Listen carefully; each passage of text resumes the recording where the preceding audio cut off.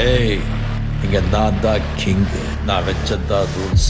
அந்த ரூல்ஸ் எனக்கு இஷ்டத்துக்கு அப்பப்போ மாத்திட்டே இருப்பேன். அது கப்சிப்புன்னு கேட்டு ஃபாலோ பண்ணணும். அதை விட்டுட்டு ஏதாவது அடாவடித்தலை பண்ண நினைச்ச உன்னை கண்ட துண்டமா வெட்டி கழிச்சு போட்டுடுவேன். ஹொக்கும், டைகர் கா ஹொக்கும்.